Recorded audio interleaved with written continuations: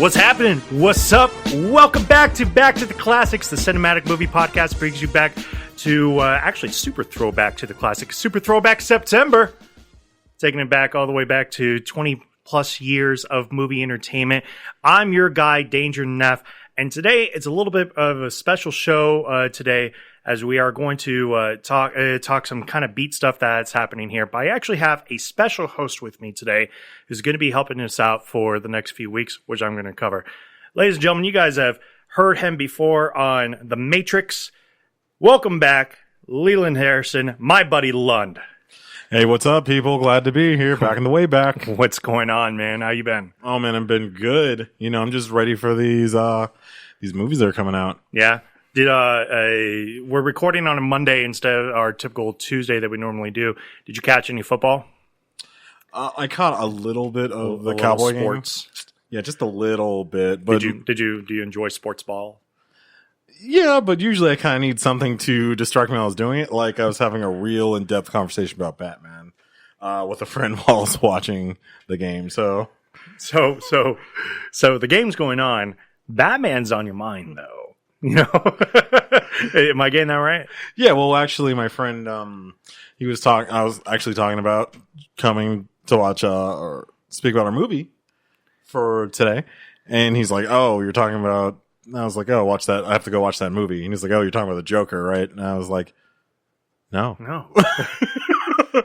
So we started talking about the Joker, and we started talking about Batman. No, we're not talking about Joker. Mm-hmm. Cool. So I'm going to kind of get into a little bit with this. So there's some beat announcements that have to happen. As you can tell, it's me that's running this show, which is so weird. I'm not going to lie. Like I'm told that I was going to kill it. I don't feel like I am. You guys tell me. But my boy, Jay Alonso, is unfortunately in the hospital right now. And we definitely are asking for you cinefolks who are out there to kind of send your thoughts and your prayers out to him. It's his heart. In case you're curious, he has been in the hospital now for the last 3 days. I paid him a visit on Friday and have been in constant contact with him. And because of the direction that Beat has been kind of moving forward throughout this year, we talked about a possible hiatus when I said, you know what, unless I can get a co-host, we'll go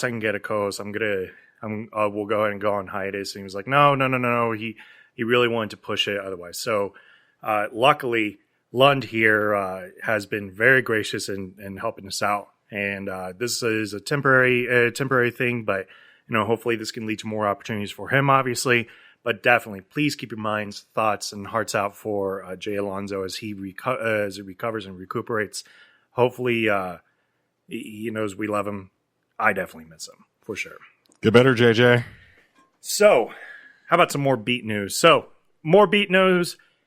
For those of you who have been listening for the last couple of weeks, we just opened up Beat Studios. Beat Studios is our booking site where you can actually book in the studio that I'm currently in right now. And what do you think of the studio? Oh, man, it's great. Got to use that green screen. Put a Godzilla behind there. You lie. Which reminds me of that latest Death Battle. It was so dope. I was actually texting Grant like yesterday about the upcoming one because I'm such a Yu Yu Hakusho fan. I'm like, yay! I'm slipping on my cred here because I have not watched that one yet. Really? That's okay. That's fine. So Beat Studios is the site that you can go to, beatnetworkonline.com. You can book yourself. If you are a podcast enthusiast, content creator here in the Las Vegas area, please go ahead and check us out. We have our rates online, and we want to make sure that we can lock you up and help you out with any editing, video podcasting, anything that you basically want to do. We want to reach out and we want to get your business. So please check us out, beatnetworkonline.com. And also, the big news that was dropped today on The Noise is our boy Los is flying out to Atlanta this weekend and working the red carpet at Revolt Summit, the first annual Revolt Summit. Headliner includes P. Diddy and a whole bunch of other cast. He sent me this list. This is an insane list. I'm actually going to pull it up real quick. So P. Diddy is definitely going to be the number one guy that's going to be there. Coach K, Pierre P. Thomas, Andre Harrell, Timbaland, Jeezy, T.I., Jermaine Dupri, a lot of guys out there from the Dirty South that's going to be there. And Los is going to give you exclusive coverage out there and try to showcase what Beat Network is doing out there. So congrats to Los on that. I wish I could go. I work 7 days a week, so that's just not going to happen right now. But well, that's what's up. Get some of those lemon pepper wets. Yeah, that's what I need right now. All right, but we do have some trailer news. We were able to watch a couple of trailers right before you do so. By the way, did you catch it? The It trailer? No, it's the movie. Oh yeah, the part 1. I love that. That was so good. Part 2 just dropped. Oh, I haven't. I'm gonna have to go watch that this weekend. I haven't caught it. And I'm hearing mixed things about it. I'm hearing a lot of people is just like, yeah, it's cool. It's long as fuck though. They're like, this shit's like 3 hours long, and I'm like, and my poor little heart can't take it. So maybe they should cut into 3 parts. I don't know. Right, exactly. We get the turtle, and then we get the ending, right? Oh man, I remember watching the original, the TV movie, and it had T and Tamara's dad is Dave or the black guy. Yeah, no, I loved that John Ritter, and I said this last episode, has the best part in that movie because Tim Curry just plays it. John Ritter plays the fat guy, the fat boy, which makes no sense because John's not fat. Like, he's average build at best. Yeah, but chubby kid gets skinny when they get grown. I mean, I didn't do that, but no, I didn't do it either. In fact, I just got whiter. I mean, they don't call me Lardo for no reason, but I prefer Danger. Danger's better. Danger's better. But no, like Tim's over here, and he Pennywise the clown is like turn around, and he thinks it's Beverly, and John Ritter turns around, it's Pennywise. He's like, "Kiss me, fat boy." I'm gonna be really mad if that movie doesn't end with them just beating Pennywise to death with a bat. Because that was the best part of part 1. Yeah, exactly. But we did catch some trailers today.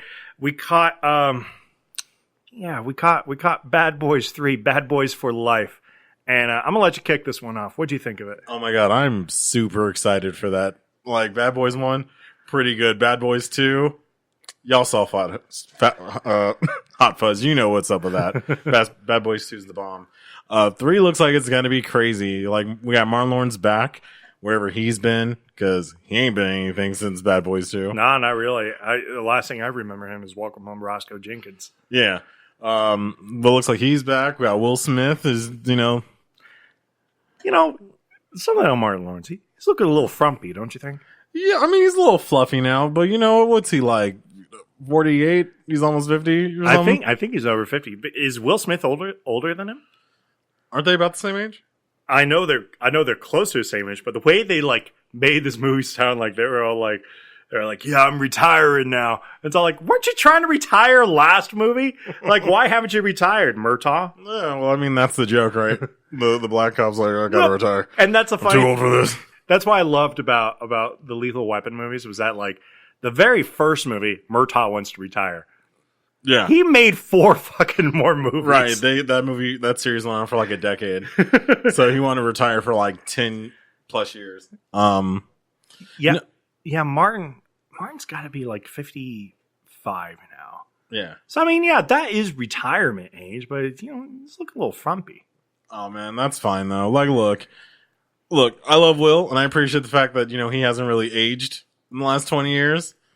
But okay, sure. But, it's kind of nice to see. Okay, so we got Will, who's bringing the star power, bringing the action. And you have, Martin looks like a real guy in this. So, it's kind of cool to have Super Cop.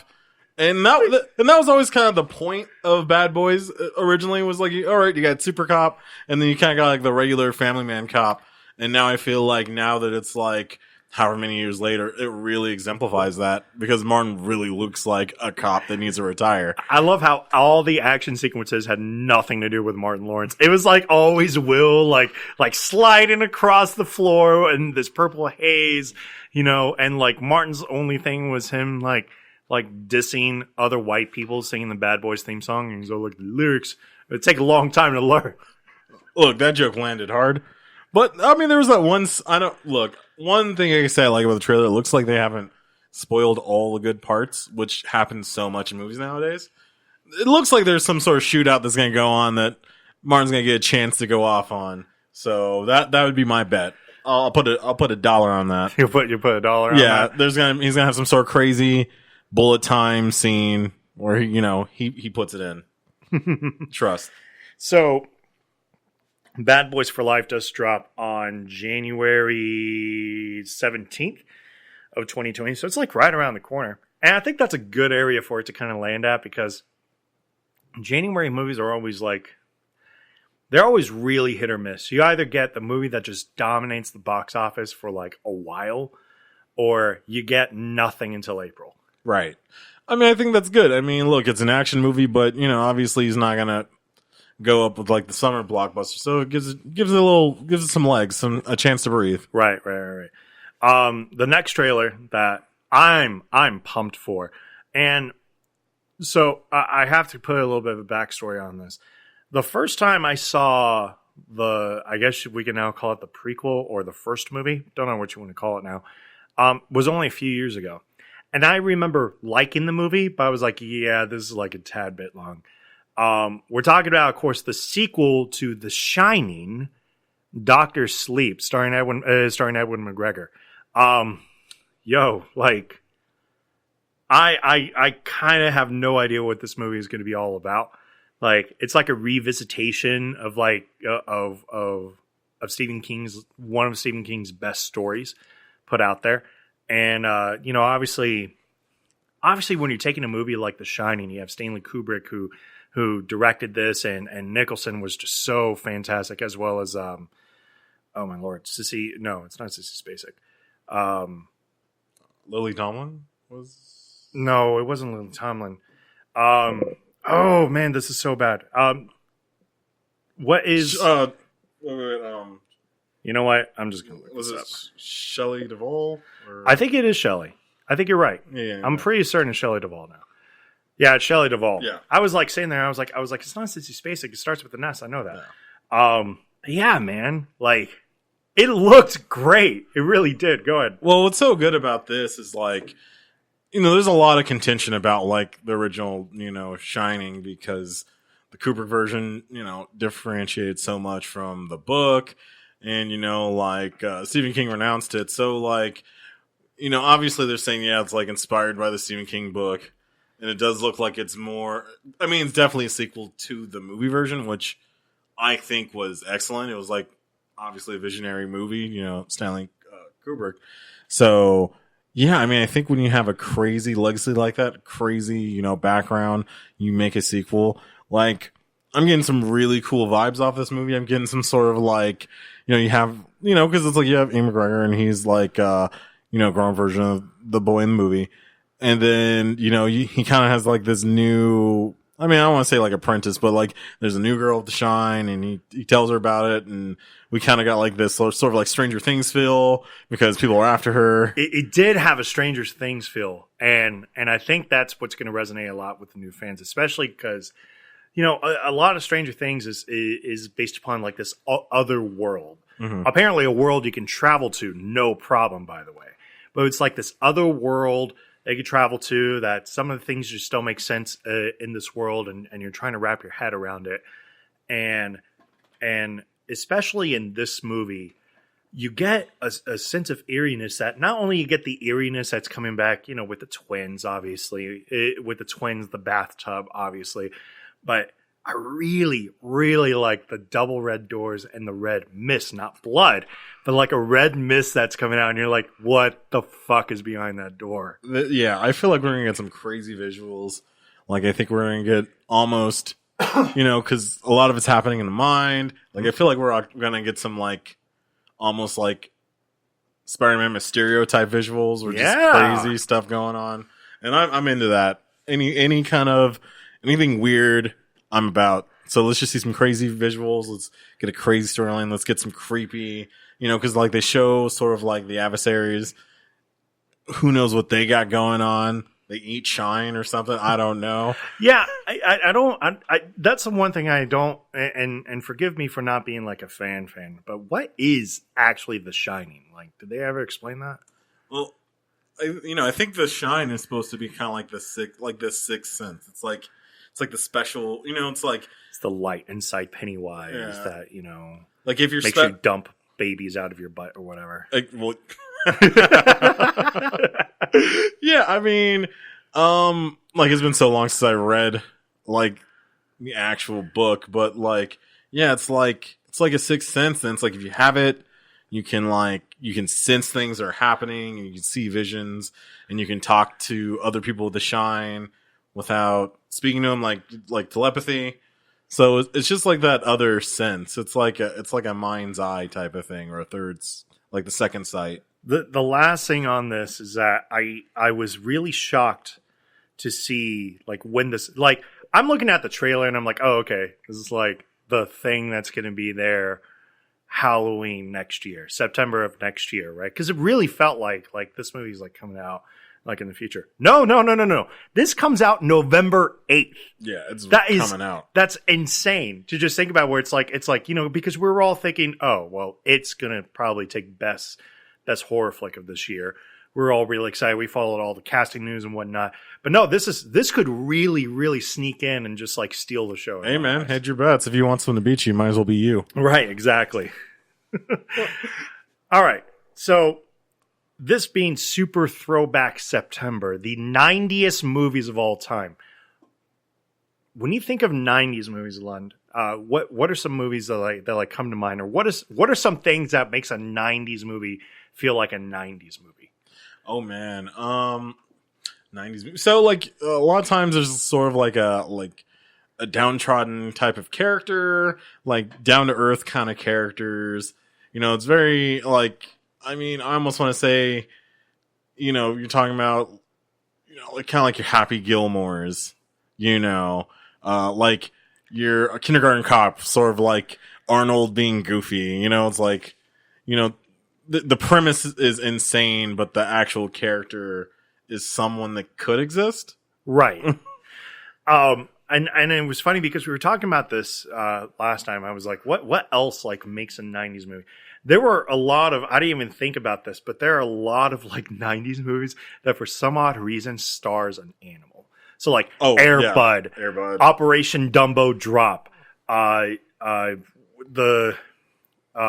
what's the one? There's one with like, there's, you know, Mighty Joe Young, but there's also like a monkey one where he's just like a normal dude. Right. That's just like hanging out there.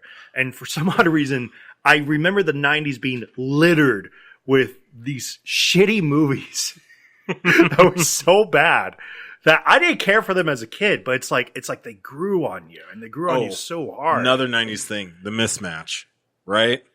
Right. The one of them is super goofy, and then the other one is like a straight up guy. Right. Your Tango and Cash. I can't remember the one with Burt Reynolds where it's like him and a kid. It's like he's like a Dirty Harry character. I can't remember the name of the movie. But it's like he's like a Dirty Harry character, and his like partner is like a black kid, like a black 7-year-old kid. Yeah. Yeah, they were really trying to push like this, you know, Turner Hooch with like a dog. Yeah, Turner Hooch is a good one. It was like, you know how like Michael Jackson, like in the early 90s, was all like "We Are the World." Yeah, you know, and he's just like trying to be so incorporative of everyone. Yeah, Mike, that shit really worked back then, because of 2019, we are so unified here, so unified. Something happened. Something bad has happened, and other things I remember from the 90s, and this was definitely one that I considered putting on the list, but I think the movie is too magical to really be considered like a 90s movie. Was like the original Jurassic Park. Sure, because it's like even to this day, you know, in 93 when that movie dropped, you're just sitting there and you get the scene, and it's such a great scene. They pull up in the Jeep. Everybody turns their faces over, you know, and you just get and everybody sells it. Like everybody in the fucking vehicle sells it. And you're like, what are they seeing? You know? And they turn, they see the Brachiosaurus like there just walking. They're all like, you did it. You son of a bitch, you did it. It's like that felt like such a legendary moment that I was like, I can't put this in like a 90s movies of all time. No, that's kind of timeless. Right, exactly. So, and that was kind of the whole point of this list, because a lot of people threw out a lot of suggestions. One suggestion that, to me, the ultimate 90s movie is like Reality Bites. That's pretty 90s. Yeah, it's pretty bad. And here's why. Like there's this whole montage with like this show where it's supposed to be like reality TV, right? Of course. Mm-hmm. And they did that later on with like EdTV. Yeah. And they like showing an advertisement for it, and they're like, "Man, I just think the like meaning of life is like pizza," you know. And it was like so useless and so whatever. And I'm like, that's pretty 90s, but I don't think a lot of people like that movie. Mm. That's my problem with it. It has to be a movie that not only that has other to people stand like, out, right? Yeah, it really has to. Or it stand has to out. be really iconic. Like a couple weeks ago, we were watching "She's All That." Yeah. And that, I can't remember. I think that's like a late 90s movie, but to me that's movie so 90s. It is. It's such a 90s movie. It's funny because we talked about that earlier this year. For some odd reason, I don't know what was wrong with romantic comedies during the early 90s, but all of them had to deal with betting on women. Right. And I'm like, what is wrong with this? The like the bet trope and then like the makeover trope, type of thing. I mean, I guess that's a holdover from the 80s though. Right. Like oh, you got the girl and she's the girl's next door. She's a tom girl, a nerd. Sure. And then you put a pink dress on her and it's like, whoa. Like, wow. Whoever thought that Molly Ringwald could look that beautiful? No shit. Have you seen Molly Ringwald? Right. She was gorgeous in the 80s. Like, that's back to She's All That just for a second. Like, that's what makes me so mad about that movie. You have Rachel Lee Cook, who's like crazy good. Like, she's super cute and like has a crazy just good looking in general. And it's just like, oh, no one can tell because she's wearing overalls and has glasses on. Oh, she has overalls and glasses on, and that's just weird. What sort of normal teenage girl? Come on, man. She's into this weird. You can't German, tell me her perfect facial structure is it attractive at all. She's into this weird German sad clown art, and it's like no one would like you for that. It's like at our school. If that girl existed, there'd be like a line of nerds following her around. There's already a line of nerds following her around. She's just on Facebook now. Yeah, exactly. And she's an Instagram model. Exactly. But one of the things that always reminded me of the 90s more than anything was Adam Sandler movies. Sure. And here's where kind of the problem with my list comes in. Because I was like, man, an Adam Sandler movie sounds like a perfect way to think of the 90s. Because his best work happened in the 90s. There's room for discussion on that. Like, I think Punch Drunk Love is one of his best movies. Right. He recently had the Merowitz stories, which was actually surprisingly really friggin' good. You Don't Mess with the Zohan. I know I've talked about that with you for sure. Oh, yeah. I do love that movie. I do really like that movie. But Adam Sandler movies really stand out to me because I'm thinking of like Happy Gilmore, and how silly and crazy it is. And then, Billy Madison. Right. But in my eyes, Sandler is just kind of playing one and the same character in just a long string of this, with maybe the break being Waterboy. Because even Big Daddy, he was kind of a dick.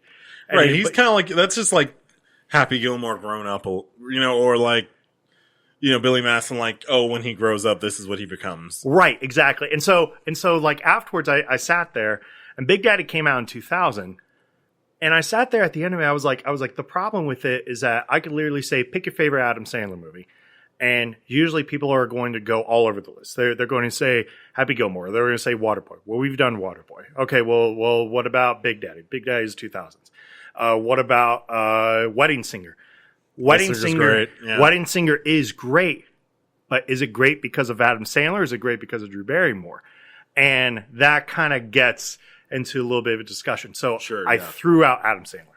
Okay. I was like, I can't do it because I think I can't win this argument with anybody. I mean, I think Billy Madison straight up is maybe my favorite. And that's solid. That is so solid.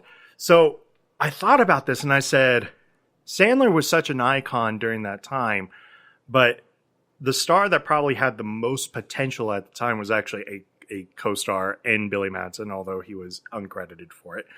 One of the funniest guys in the 1990s. Chris Farley. Farley to me was, his energy was, and yes, I understand that it was probably on cocaine and opioids, but nothing wrong with that. But his energy and athleticism made him so friggin' hilarious in just about everything he did. You know, I think of the movie Almost Heroes, and Almost Heroes has this stupid sequence where the entire point of it is to get like food for Matthew Perry. Right. And so he goes, and there's like 3 sequences where basically he goes and he's the fat guy. He's a fat guy. So he was like, okay, well, I'm going to get this eagle egg. Every single time he gets attacked by this fucking eagle. Right? The first time he just straight up eats the egg. The second time he gets hungry after getting the egg, and he decides to kill a pig. Well, what goes good with pig/bacon? Oh, eggs. Eggs, of course. So he eats the second egg. The third time he goes and he actually gets the egg. He like runs all the way back. This eagle is attacking the shit out of him. And come to find out he didn't even need the egg. He just needed the egg fucking shell. Oh, I wonder if an eagle egg would actually even be good. I don't know. Have you ever had ostrich? No. No? Is it good? I don't know. I was just wondering if you had. Like, I've had chicken eggs. That's what I've had. Yeah, are they good? Yeah. Yeah, okay. Really all right, good. But for me, and this could be the movie that we're covering for Super Throwback September. My favorite movie of Chris Farley has to be Tommy Boy. Tommy Boy, solid pick. Now, off camera, you said that Black Sheep was your favorite of the Chris Farley movies, and I get that a lot. Tell me why Black Sheep is better than Tommy Boy. Oh boy, where do we go? Okay, so Chris Farley himself is like super solid, right? You know, in a lot of ways, you can look at him almost like if you were to compare him to someone doing, you know, like in a different genre, right? Because like if you're to take a musician, right? Like, well, you'd have like Kurt Cobain, right? All this unlimited potential, could have did anything, could have went anywhere, and just was struck down too soon, right? So my thing with Black Sheep is like essentially his character in Black Sheep and his character in this movie are essentially the same character. Right. And he hangs out with David Spade, who's essentially playing the same character, right? So really where I think the movie's kind of where it either breaks to which one you prefer is kind of goes with like the supporting cast, right? And for me, it's like, while, you know, I think I really like, well, I really, who's in this movie? Because we have Bo Derek, right? But she doesn't do too much. We have Brian Dennehy, who's great in this movie. Right. But goes out of the movie really quickly. Spoiler alert. And then you have Rob Lowe. Okay, here's the thing. I love Rob Lowe, right? And he's actually pretty good in this movie, right? I love him in Park and Recs. You know, I love him in a lot of things, right? I feel like we're not getting like peak Rob Lowe in this movie. I feel like he hasn't fully emerged yet. But in Black Sheep, we get Gary Busey, who is, to me, like just one of the best terrible actors. Like, he's just so good in everything. Like, anything that I see him in, he's always laughed right, even in serious roles. So it's like, which movie is a little bit crazier? Which one is he a little bit more on? I feel like, to me, it's Black Sheep. That's just my opinion. Yeah, and I get that. You're wrong, but I get that. I'm just kidding. I like Black Sheep, but my number one issue with Black Sheep is that I just don't care for the political commentary on it, because it's supposed to be like a play off of, and we were talking about this off camera, it's supposed to be a play off of Bill Clinton's brother, Roger Clinton, right? Who is a bit of a dummy himself, yeah, right? He's a dummy. Right, and he would always get his brother into trouble. He is definitely sort of like plays the role of like the gaff machine to the like you have the savvy politician, and then you have the goofy relative, and you can either compare that to like either like you were saying Roger Clinton or like Billy Carter, you know, Jimmy Carter's brother or whatever. Right. You know, yeah, he definitely plays the sort of the guy that you want to hide in the closet, and he's really Jeb Bush in it. He's the guy you want to hide in the closet. You know, nobody needs to know about him. You know, nobody look this way.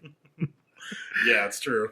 All right, so I'm going to go ahead and kick this movie off, because this movie actually kicks off quite delightfully, actually, because this is really like Chris Farley's first time on this big role of his, you know, fresh off SNL, and he's just like, all right, I'm definitely going to be like all in into this. And it kind of starts off with this humorous like show of like the kid, Tommy, you're going to be late for school. Yeah. And the kid, he's like super goofy, kind of climbs down this ladder and he begins to like kind of run. And the first thing he does, he runs right into the glass pane window of the back door. And I love that. I love it because it immediately establishes that he's probably not the smartest guy out there. So he is running, and here's the best part about it. He's running, and like a German Shepherd chases him. He like has to unload his lunch so he doesn't get killed by the German Shepherd. Running all the way. His buddy Richard, who is later played by David Spade, is all like, "Late again, Tommy." So it's just like you can tell he's not smart. Right. He's not a smart kid at all, and it's funny because his father is very business savvy for the most part. Like he really knew he wasn't book smart, but he was incredibly street smart. Right. He's pretty much like Tommy, but just smooth. Like not really any smarter.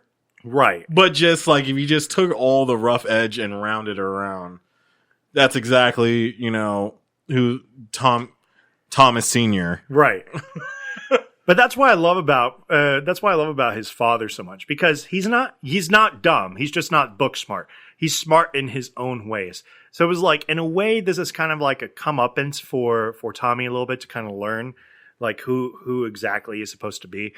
It cuts forward 7 years later out of Marquette University.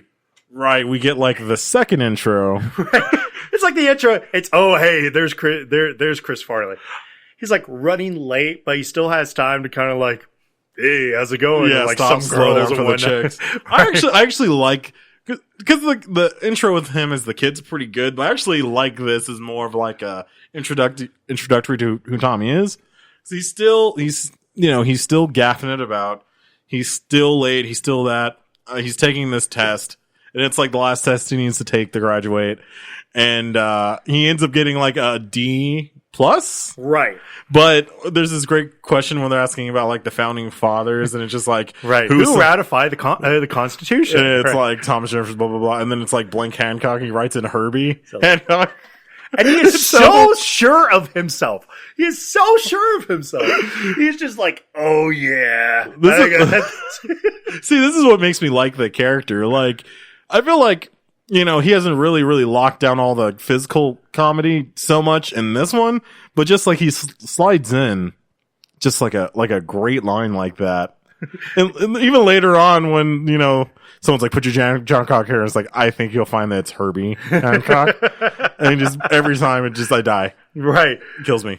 So, Tommy Boy came in at a budget of $20 million with a box office of 32.7. Currently sitting on Rotten Tomatoes, and I thought this was a little weird because you could really tell the critic and audience difference with this. Critics wise, it did not do well at all. Like Ebert, like shit on this movie hard. 42%. Do you think that's fair? No, I think it's better than that. Yeah. What would you put it at? Like 65. Yeah. Yeah. User ratings have it at 90%. I'd probably put it at that. I agree. No, I agree. I like how you just did like a 35% jump.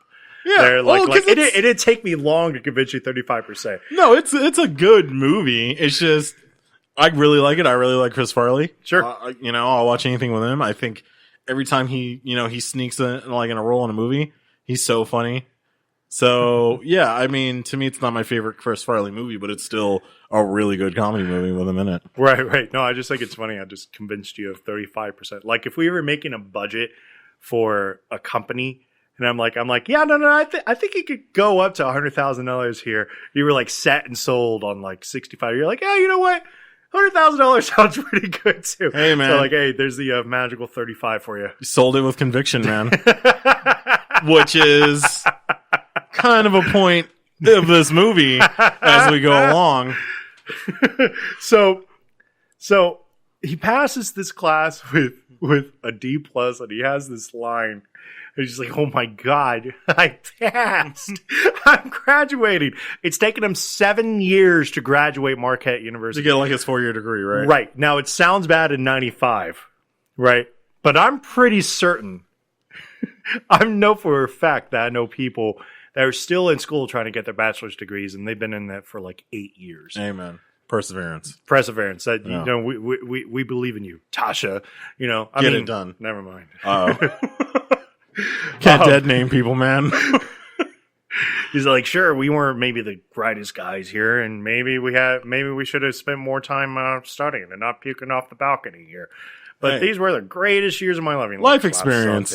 Right, exactly. So he goes flying back to his hometown of Sandusky, Ohio, which is a real town. Yeah. Okay. That's a weird association. No, it's not. I mean, his father, no, because some people like really don't know. There's another reason why I like this movie. It's because of like all the little small towns that are there. I have family that's in the Midwest, and they actually mention like the big city that's right next to them. Oh, wow. And I'm like, hey, yeah. Like, and it's actually kind of a point in the movie a little bit. And I'm like, yeah. I'll be honest, in the future, now that I'm in the future now, and all I can think of is that, Eric Andre joke for Jerry Sandusky every time it comes up, which is absolutely terrible. So I apologize to anyone I offended. His dad, Big Tom, is obviously this guy who's like who built this entire company. As he gets to meet, you also get the introduction to David Spade's character, which I'll be the first one to say it's not easy to like him in it the first time viewing this movie as Richard. Right. And here's the problem with him. David Spade has always been known for his sarcastic humor, and it's fine, but you need a little bit more. Like, it worked for, what was the TV show he was on? Well, David Just Shoot Me? Spin City. When he was on Spin City. Was he on Spin City? Yeah. Yeah, he was on Spin City. Oh, okay. His sarcastic humor really worked in that because everybody else was a moron that worked there except for Michael J. Fox. Right? Okay. And this, it's almost like a deterrent to the movie a little bit. But yeah, I mean, I do feel like it comes off as maybe like a little too dry, smarmy. Yeah, it's just kind of smarmy. Like, like really, I think what's missing is like you need kind of like that back and forth, right? And I feel like it takes like half the movie for those two to kind of work that way. Now, I agree there because the chemistry started off not the greatest. It got a lot better. Oh, definitely. And it's supposed to get better as like Tommy actually grows into his role. But it's like, I feel like, okay, so back with Tom Sr., right? Shout outs for like Brian Dennehy because he's so good in this movie. Not only that, their chemistry, Chris Farley and Brian Dennehy, is so great. Like, you believe that they are related. Exactly. You like you look at them and it's like, I could see it, right? Like, I see it, right? like just the intro to them. They're like, because the whole point of it is that Big Tom is trying to get a loan from the bank for his brake pads division for O'Callahan Auto. Right, they made some super new kind of brake pads that are supposed to be excellent, right? But they require some labor force, and they basically need the money for the operations cost of it. And I'm going to be honest here. The story with this does get a little bit boring, but there is some good that kind of comes out of it, especially when you think of like later on with like the recession and whatnot. And it's like, oh yeah, and like there's kind of a point to all this crap, right. And so he goes and he's kind of like explained that like his grandfather built it. His father like survived it through the Great Depression, and and you get like Tommy that's just like staying there, and pretty soon I'll pass it on to the rest of my relatives here. Yeah, that's sort of the true kind of like American dream, right? Real grit, by their teeth, made this company, right? And this chemistry is so good because they hug it out first, and then afterwards they like point to each other, and it was this inside joke, and I almost get the feeling that this inside joke happened offset. Sure. You know what I mean? And it's like they're there, they take 2 sumo steps and then they're like, but it's all in good and love and fun. And you could tell that they really, really care about each other. Yeah. Fast forwarding a little bit, Big Tom is getting married to Beverly Barish Burns, a woman he had met at a fat farm. Right. Played by Bo Derek. Who only has like 13 lines in this movie. Yeah, not a lot of lines. Her like actually being an actress, I don't, because like didn't she just really star like in a lot of those like she was a Bond girl, right? And that was the big thing about her. Yeah, and she was a Bond girl, not the greatest actress, but I don't know. What'd you think of her? I mean, she does what she's supposed to do. She's supposed to be like this super attractive, woman, especially for like old Tommy Callahan. Obviously he's into it immediately, which would make sense. And, at first you think, oh, he's just the quiet white, Right. She is probably into him, but really is, impressed with his status and wants to be taken care of. So you don't really think too much of it. But then you also remember this is a 90 movie, so something's going to happen with that. Of course. And you have to think of it that way.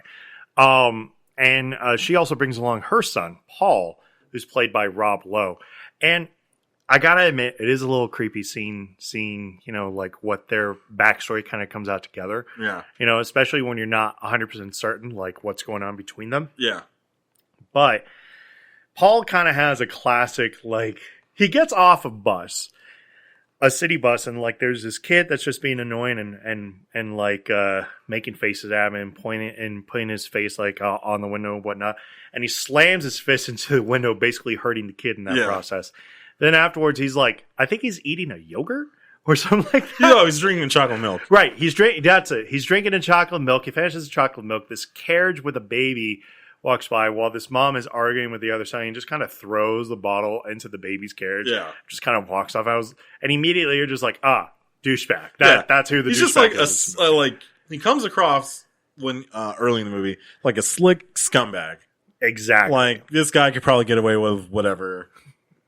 And so Tommy, with all his love and joy, when he first heard that he's gonna get a brother, he's like, a brother? I've always wanted a brother. I can't wait. And then you hear the doorbell ring. Oh, that's probably him right now. Yeah. And he opens his door. He's all like, are you my brother? I'm Paul. It's nice to meet you. And he like puts out his hand to shake. He's all like, brothers don't shake hands. Brothers gotta hug. He comes in with all this kid-like energy and just picks up Rob Lowe and like gives him the biggest hug. And of course, he doesn't know what's going on there. Yeah, crazy bear hug. Yeah, this crazy huge bear hug that he gives him. Paul and Tommy decide to go out for that evening. And the first thing they decide to do is a classic Midwest tradition in Ohio, cow tipping. And to say it doesn't go well would be putting it mildly.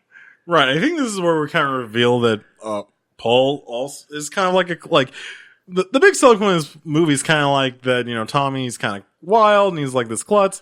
But like Paul, like he wins the klutz like Olympics. He does. He really does. Tommy goes to push over this cow and he winds up falling face first into cow shit, into a cow pie for sure. And then he gets his head stepped on from it. And then afterwards, Paul's like cleaning him off, and he's like cleaning off his Italian. These shoes are Italian. They're worth more than your life. Like doing one of those. And he goes and he's hosing down Tommy, and he's like, did you eat paint chips as a kid? And Tommy's just like, why? So like, okay. Oh, makes sense. So the wedding happens, and there's a really good moment that kind of happens between Brian Dennehy and Tommy, where he gets Tom Sr. and Big Tom and Tommy.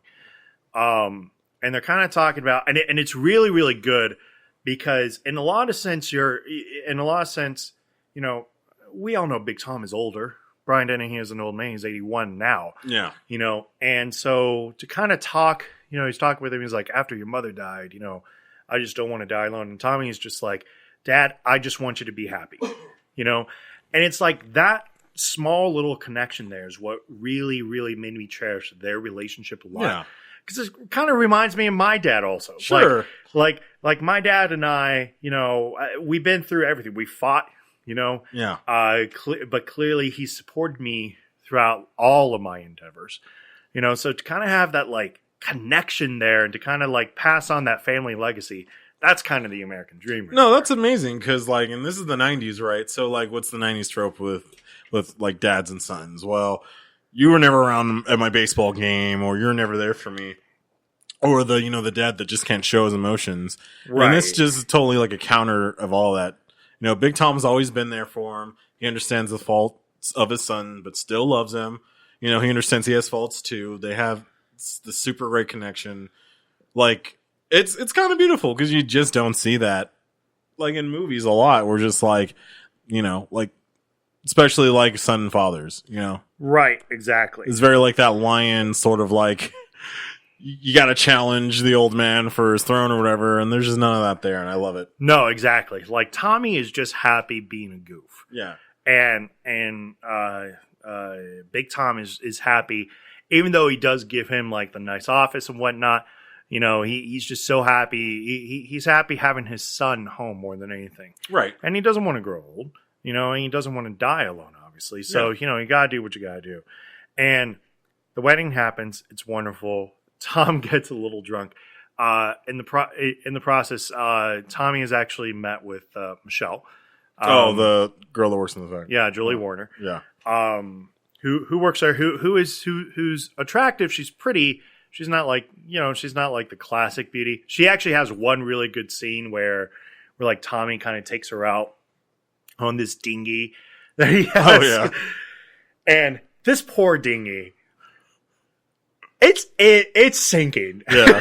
Well, what I love is he always gets, and you find this out later too, he always gets stuck in the middle of the lake without any wind, but he never brings like a paddle. Right, exactly. Why didn't you bring your paddle there, buddy? But it's like, but that's Tommy. It's like, geez, really wish I had some wind here. Yeah.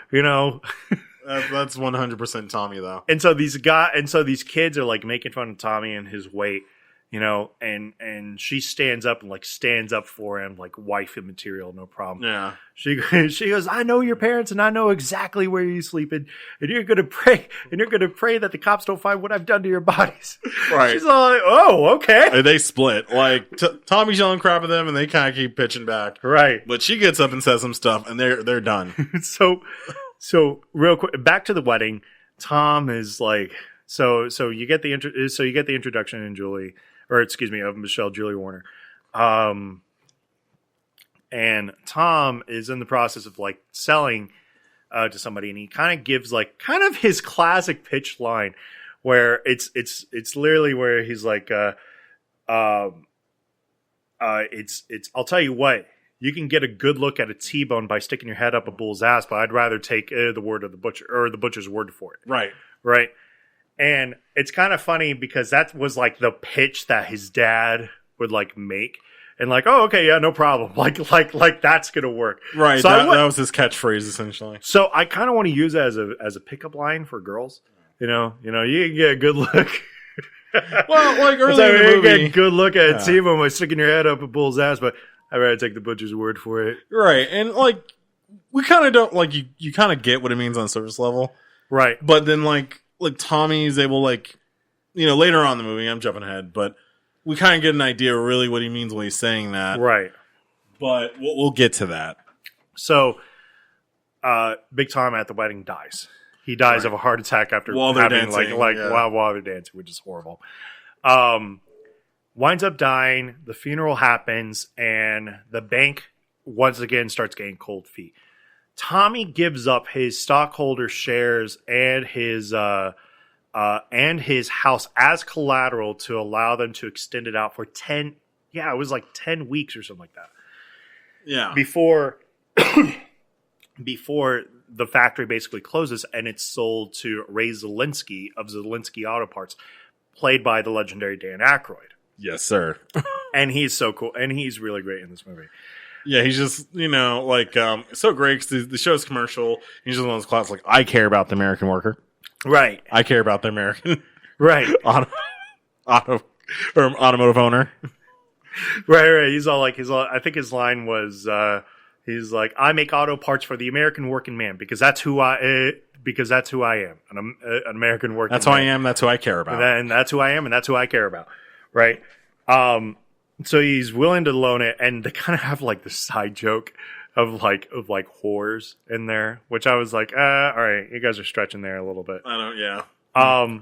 But he has to be able to sell 500,000 brake pads. So he basically convinces everybody that he can do this, and he goes out on the road with David Spade. And this is really kind of where this movie kind of takes a little bit of a turn, because this is kind of where the movie kind of starts, the actual premise. Right, because at this point, we've gotten so much backstory. And this movie's only like an hour and a half long, hour 32.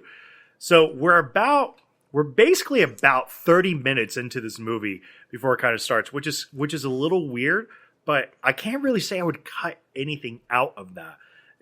I mean, maybe some smaller stuff, maybe the entire scene of like why Rob Lowe is such a dick, but right. Like honestly, it would maybe came out a little bit better for the kind of, because obviously there's always the villain sort of aha moment. Right. And maybe if we didn't get so much earlier in the movie, it would have been maybe a little more impact. I don't know. Right. Meanwhile, as they begin their road trip, back in Sandusky, come to find out Beverly and Paul are not mother and son. They're actually lovers. They're actually married to each other at this time, as you're able to see them kiss romantically. And again, comes back to kind of the klutz that Paul is. He like pees right by like a power station. I don't know how his dick didn't get burned off. Right, he gets blown away from the transformer. Right. The transformer just kind of blows him away. Yeah, that turn to me, and I get it, you need something, but it's like, that's where the turn gets kind of weird for me, because it's like, okay, so you have Bo Derek, who's, probably, obviously there's some idea that they're son and mother, right? So she's a little bit older, but it's like, even in this movie, it's like she's still kind of smoking hot. So like she could do any. Like I guess the whole idea is she's not that smart. Whatever. She could be boner of the month according to Tommy. Right. To all of his friends. No, exactly. So it's like, I mean, I get you have a scumbag husband, so you're in it for it or whatever. But it's like, you could be a model. You could There's a lot of things you could do to make money legit, but the movie needs bad guys, so we got these two. Right. And so. During this trip, and it's kind of funny because they're all like, remember, we don't take, it's supposed to be no for an answer. Prison. But he's all like, we don't take no shit. We don't take no prisoners. So like, no, we don't take no for an answer. Right. And he's all like, oh yeah. We don't do that. And, the first thing that happens, the guy's like, I'm going to say no. Okay. Thanks, see you later. Thank you for your time. Like immediately. Thank you for your time. Leaves immediately. Like he always took no for an answer. The third guy was like, "I'm gonna say maybe," and then like David Spade comes up with this like really complicated answer to try to reel him in, right? Because he's a real nerd, right? He really knows. You're not really talking my language. These are carbon plated brake pads. And Tommy does the most insane thing ever. He's all like, imagine you're driving down the road, la-di-da. Oh, yeah. And all of a sudden, he takes like this guy's model cars that are on his desk. He's like, la-di-da. And he goes, and here's us with our brake pad. Whoa. That was close. He's like, and here's the other commanders. La-di-da. And David Spade's just trying to grab his arm like, no, stop. But he goes, oh God, I'm distracted. And he like crashes the car in there and like does this whole like backstory behind this. He's like, there's a cliff. Oh my God. And then he takes out like a lighter and sets the model cars on his. And the car exploded. And the car exploded. And it's like, he like sets it on fire on his desk. And then he's like with the coroner, my God, this is the worst accident I've ever seen. It's just like, so what do you say? Get the fuck out of here. It's like, get out now. Now. It's like, my God. You want to put this fire out? Get out now. So they stop at a gas station to get directions to Davenport, Iowa. Shout out to my great uncle out there, my great uncle, my great aunt, Dave Shout and Diane, as they live around that area. And they kind of have like this, the running joke from here turns into what happens to this very poor 1967 Plymouth Belvedere GTX that belongs to Richard, because they destroy the shit out of this car. Yeah, he like loves this car. And the first thing that happens is like Tommy goes and he's like trying to fill up with gas and he starts to back up with the door open. and of course nearly breaks off the door. Yeah, he bends the door completely the other way. Right. And so Richard goes and he opens the door, and of course the door falls off. He's all like, "What did you do?" Yeah. Oh my God! Look, you ripped the door off. Yeah. And then, for whatever reason, they're arguing and they hit a deer. And they go with this deer and they put it into the back. They put it into the back of this of the Belvedere. And they go and they do another sales call. And first of all, Tommy freaks out in the middle of the sales call. Right? He's just like, "I don't know what I'm doing. My dad just died. We just killed Bambi." He's just like freaking out. And this was supposed to be like an in and out. Like, this guy's been doing business with the Callahan Auto Parts for like years. If he had not said anything, he would have sold probably would have sold it. Probably would have sold it, no problem. But he's just like freaking out on him, whatnot. All right, and this is when he starts this is where you get the cover of the movie where he's like, because he starts running his fingers through his hair, right? So his hairs are completely sticking up, and it gets so insane there. And this deer wakes up in the middle of the night, only unconscious, by the way, right? And just destroys this car, kicks out a back window, kicks out the front window, tears the roof off this fucking thing. Like, oh my God! And like afterwards, like Tommy's like, "That was awesome." Sorry about your car, man. It's actually really awesome. Like, there's a lot of over-the-top jokes, but that one lands. Tommy and Richard, can't really find their own way as, Tommy's freaking out. And in the process, like, the hood off this car, like, breaks off, and they get into a fight. And they get into this fight. And this was close to my cut that out, but it was still a little bit funny. Because Richard, who, damn sure David Spade doesn't know how to throw a punch, right? Throws a punch, kind of knocking Tommy around, comes out with like a 2x4 and smacks him across the face. Yeah. Richard gives it to Tommy. And I'm like, that would never happen in a million years. And so they go to this restaurant, and in the restaurant he looks at Richard and he's like, Richard, is my face like bruised up?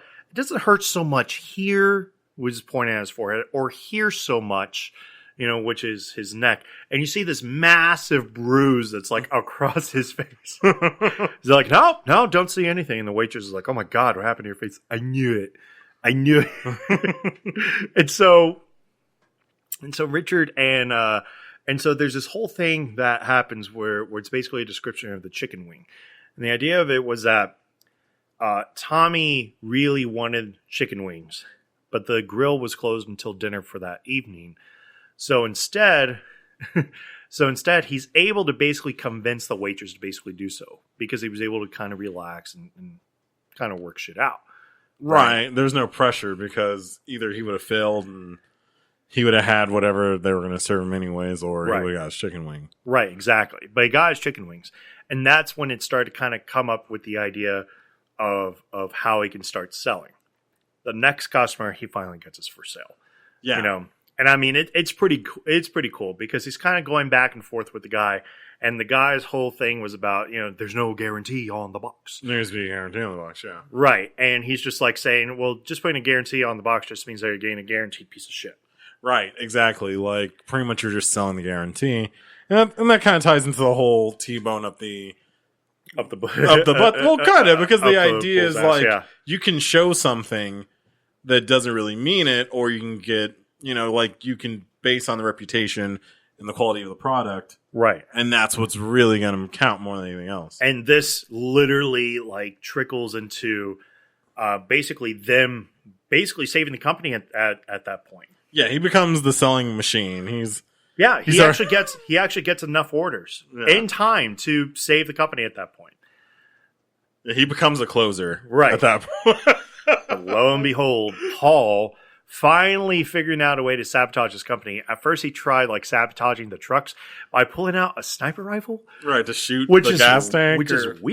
It's like, really why couldn't you get a pistol? Why did you need a sniper rifle? Or like, why wouldn't you just get up under the truck and rip like a brake line, or brake line or something like that? No, I know we're sounding a little evil here, folks, but come on. Paul is at this point. You find that he is certifiably evil. Right, he is just doing some Dr. Claw, like Cobra Commander, like scheming crap at this point.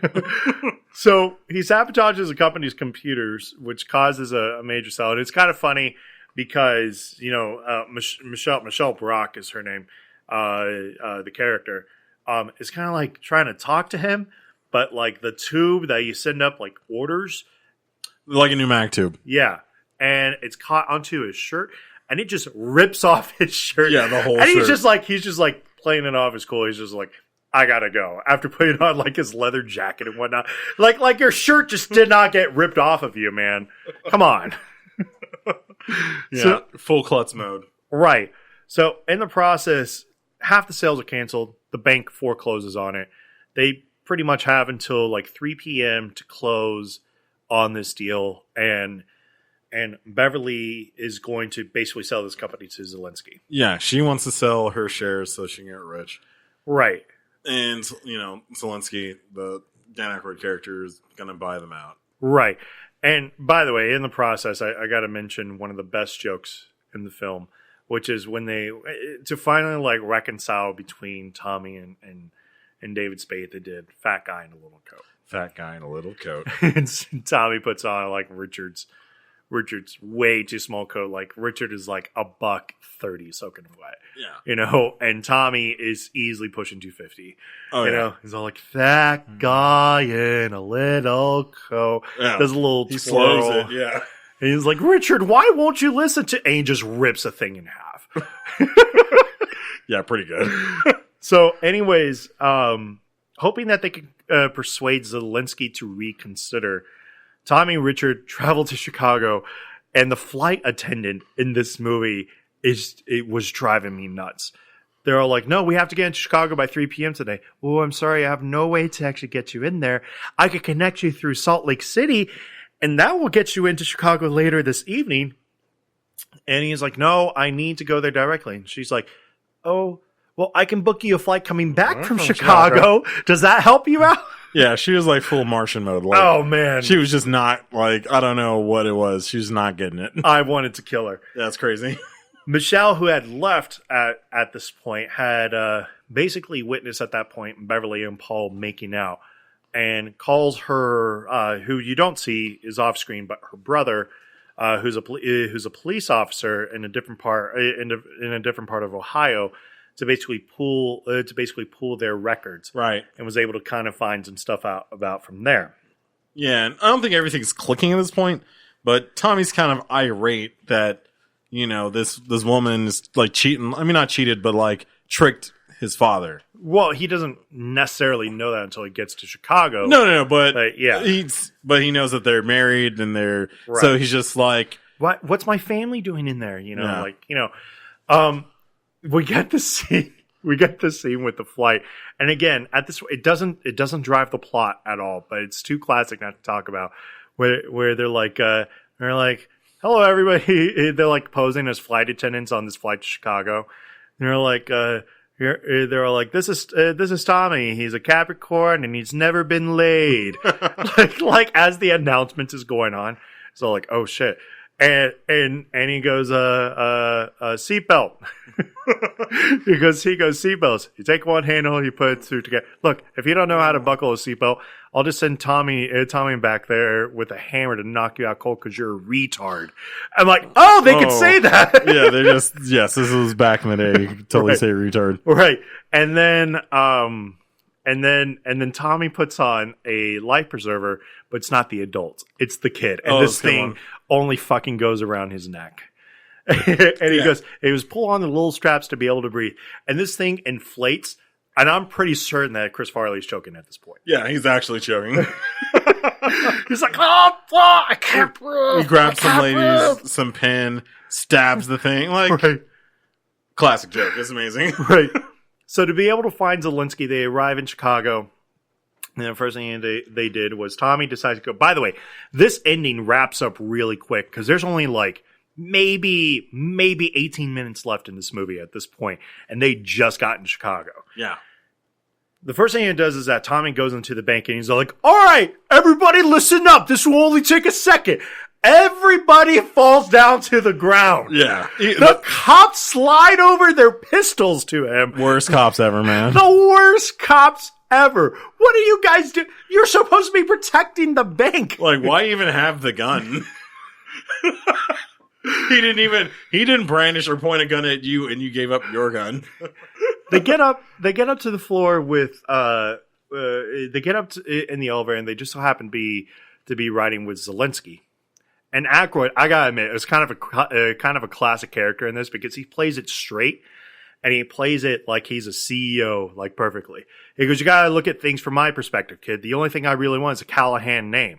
I could sell your parts in my store, and you guys get the point."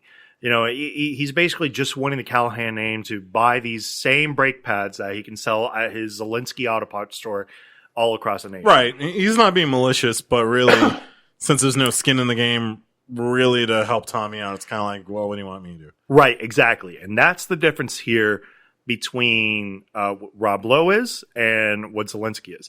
Rob Lowe is the villain in this. Right. Because he's doing things out of spite and out of evil. Right, he wants this other person's money. Right.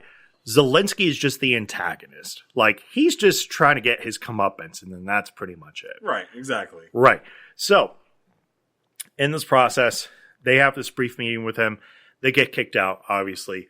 Michelle, luckily, has the information that's there, and Tommy's like, I have a plan. Right, that's sort of like his running gag, because every time they do something stupid, right, he has a plan. So once again, he goes and he straps road flares from a construction site around his body, where these bodyguards are like, "I'm sorry, sir, but you cannot come in here." He's all like, "Oh, I think I can," and it looks like, he has bombs strapped to him. Right. And so once again, like, everybody notices, freaks out, thinks it's a robbery. Once again, the same guys throw the guns back to him. This is after being interviewed by the Channel News, after being interviewed by the Channel News saying they got hit in the head multiple times with a hammer. Yeah. Cops, you're fired. Right. Yeah. Yeah. These cops may actually be that fool for me. Right. And so they go up there and they basically get on live TV that Zelensky is not going to buy Callahan Auto. Instead, he makes an order for 500,000 brake orders, which means now Tommy's actually saved the company at this point. Right, he's resaved the company. Right, but remember, Tommy didn't have any shares under his name at that point because he gave up his portion of the shares. Yeah. However, this is when the information comes out that both Beverly and Paul are actually married, and so in the process, the shares go right back to Tommy. Tommy has full custody of the company at that point. Paul gets his comeuppance, which is kind of nice. And the first thing that happens... It's really good. Yeah, go ahead. I'm going to let you say it. Oh, okay. Let me see if I can remember everything. So, he, runs out, right? He ends up on the test floor. Right. For the brake pads. Right. So, if you guys remember the 1990s crash test dummies, he's literally on the test floor of what the crash test dummies would be running into. Yeah.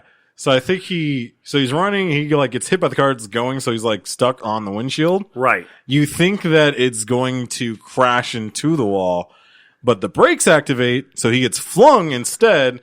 He lands on another chair. Where this sandbag drops down and crushes his nuts. Yeah, that's gonna ruin your weekend. and Zelensky's just playing this off cool. He's all like, good luck with the company, kid. You had me this time, but you won't fool me again. Ha ha ha, right? Yeah. The antagonist, right? And he's all like, send it, find out which police station he's going to be taken into.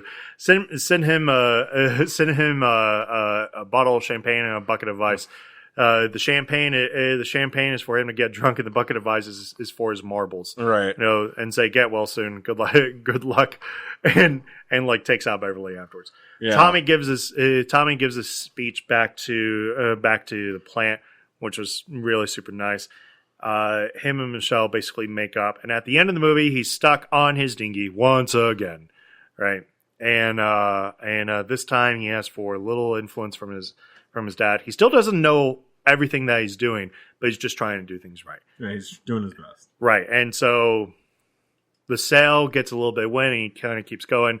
But of course, the sail also comes running right around the corner and smacks him in the back of the head.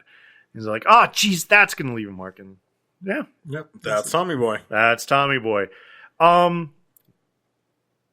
As a 90s movie, it really works. I don't know if it ages nearly as well as it used to. I still get a kick out of it, obviously.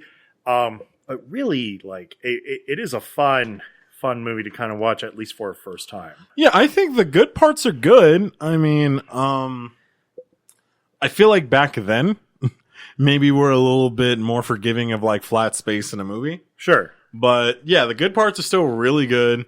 There's some, like I said, like a lot of the Rob Lowe stuff does, when you see it, kind of hit, like, you kind of forget that, he gets thrown across his alleyway from peeing on a transformer. Right. And you forget he gets his nuts smashed in after getting hit by a car. Like, every time you see that, it's like, oh yeah, that's right. That's hilarious. Right. You get some top-notch physical comedy. Yeah, definitely. Cool. Let's go ahead and get into some takeaways. Lund. Who is getting your That Guy award? That guy. Okay. This is only like my third time on the show, so I should remember exactly how all these go. Sure. That guy's the guy I like the most. Yep. Okay. I'm going to give that to Brian Dennehy, I have to say. Yeah? Yep. Go ahead. Why? Man, he's just, like I said, he's so good in this. He's so believable. He has energy, and he sells the kind of like that warmth of a character. Like, Tommy Sr. is a really warm, really kind. Like, you believe that he built this company. Well, he didn't build it, but he kept this company going. He loves what he does. He cares about his workers. He cares about his son. And it comes off. He's just maybe one of the most genuine and believable characters in the movie. So that's why he gets it for me. All right. That chick award. That chick. Well, since it's only like 2 chicks in the whole movie. Exactly. Let's go ahead and give it to Michelle. All right. Why Michelle? I mean, she drives the plot forward, and yeah, she drives the plot forward. Of course. You know what, and she digs on chubby dudes, which I can identify with and respect. So yeah, so can I. let's go for that. Who's getting that fool award?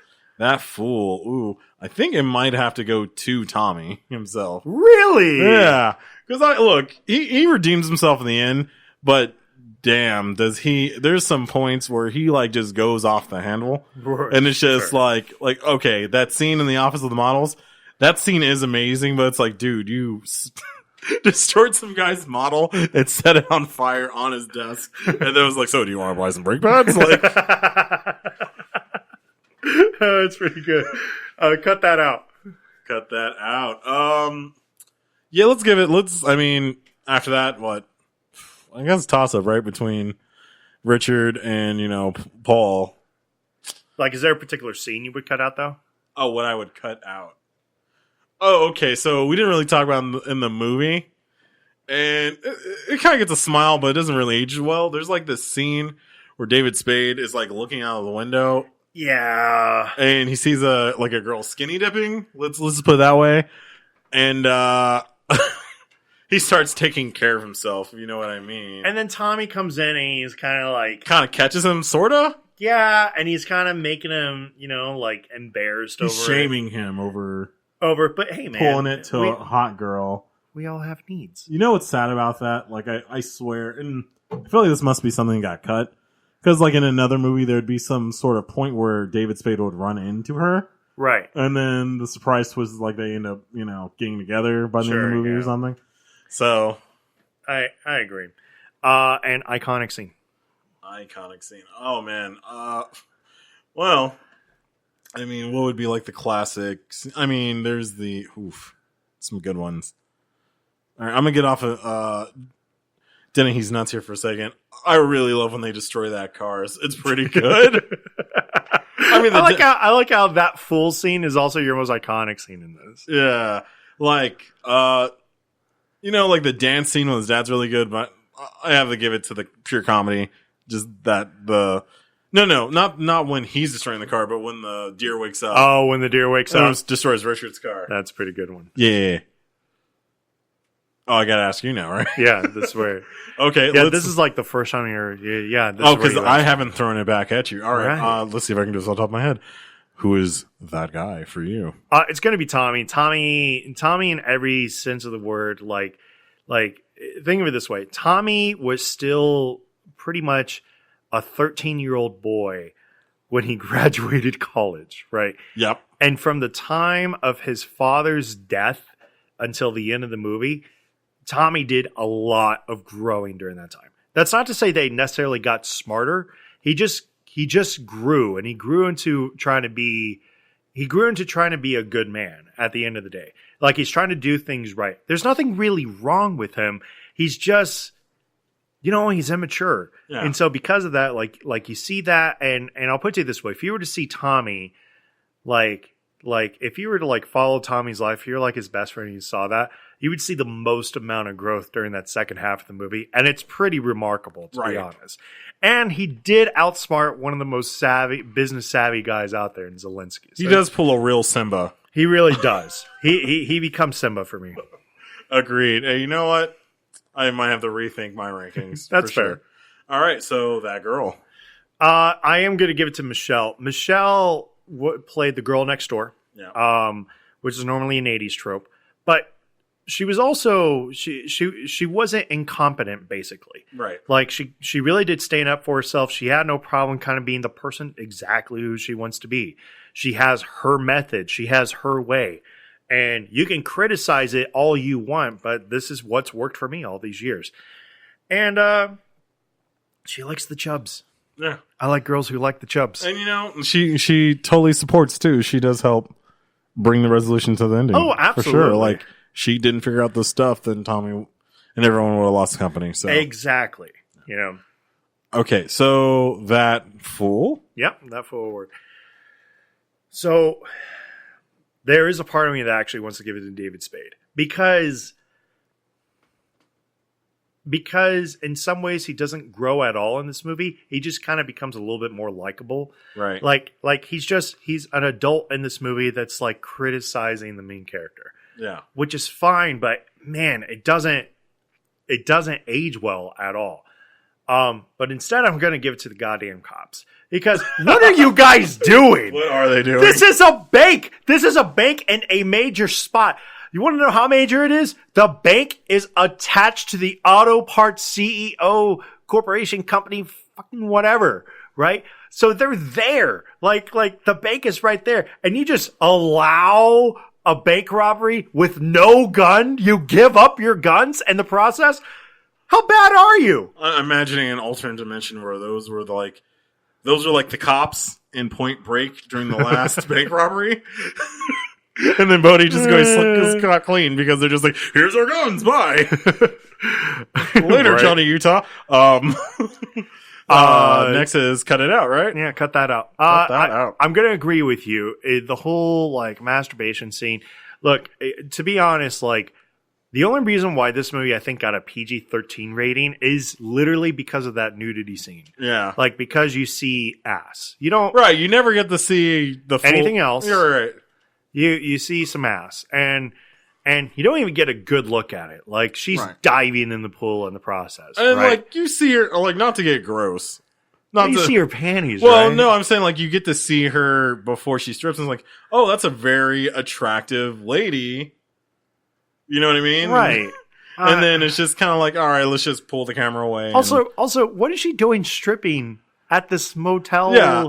This is a motel. They're in at a double Midwest. tree or something. No, it's not even a double tree. This is straight up like low quality Motel 6. This is a Super 8. I only said that because they're on the fourth floor or something. They're kind of up there. Still though. Okay, sure. Why are you skinny dipping?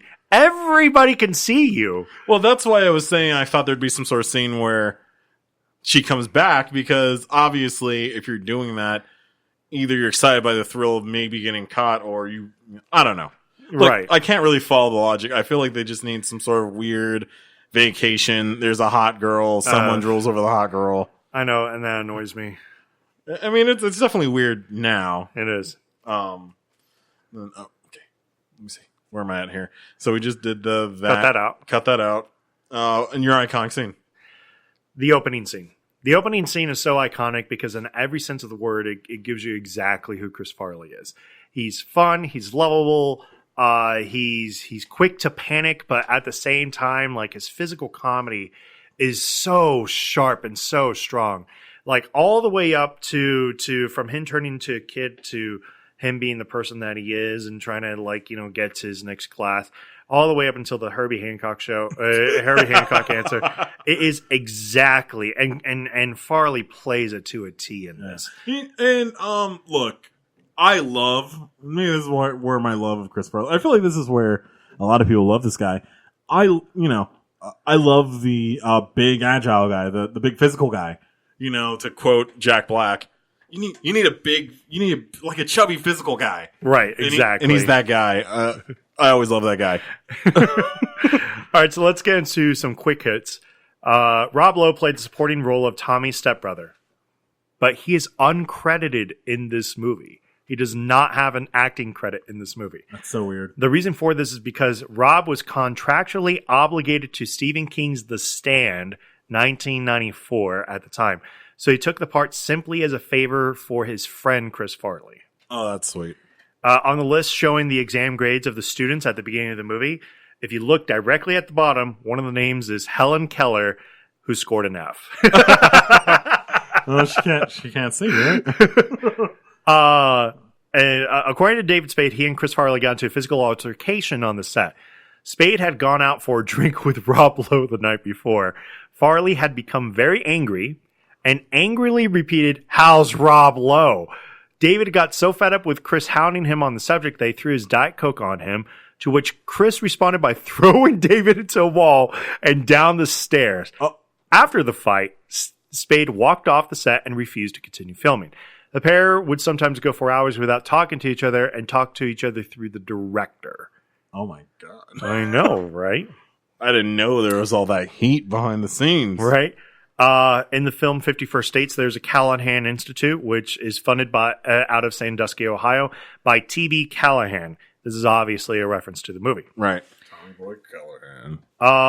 The role of Helen, the waitress, was originally supposed to be played by Roseanne Barr, but she was busy at the time and was unable to appear in the film.